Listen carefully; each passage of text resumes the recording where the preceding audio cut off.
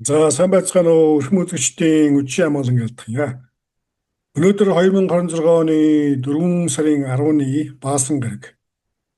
За Вашингтон дэс хотод бол шөнийн 8 цаг болж байна.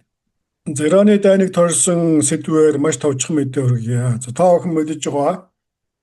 За Иран, Америкийн нэгдсэн улс хоёр албан ёсоор уулзаж хэлэлцээр хийхээр болсон байна. За энэхүү хэлэлцээрийг бол Пакистан улс зуучилж зохион байгуулж байна. За тиймээс Америк Ираны уулзалт бол манай цагаар маргааш өглөө. За орон нутгийн цаг буюу Азийн цагаар бол Бям гарагт өнөөдөр болохоор төлөвлөсөн байна.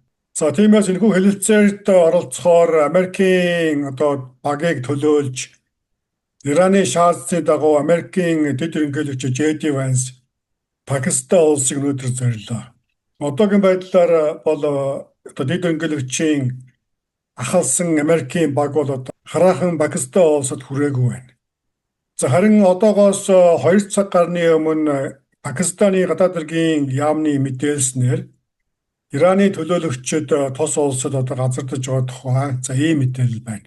За ийхүү Америкийн талаас дэд ерөнхийлөгч J.D. Vance Трампын төлөөлөгчд Витков болон Кушнер нар очиж байгаа бол харин Ираны талаас бол Ираны парламентын дарга Мухаммад Багар Галибаф улмаар Ираны гадаад хэргийн сайд Аббас Аргачи нар хүрэлцэн очиж байна.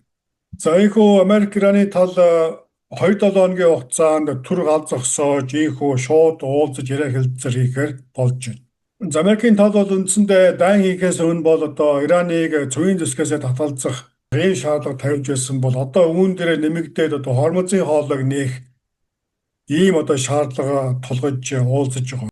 Зарим нөгөө талд Иран бол дайнаас өмнө тавьж байсан нөхцлүүдээс илүү олон өргөн цаг хүрээтэй. За ингээд Иран улсад ашигтай нөхцлүүдийг Америкт тулгахаар ирж байгаа гэдэг нь тодорхой байна. За тухайлбал Иран улс бол Америкийн нэгдсэн улсыг тавьсан хоригуудаа бүгдийг нь цуцлах. Улмаар хормозын хоолойг бүрэн мэдээлэлдээ авах.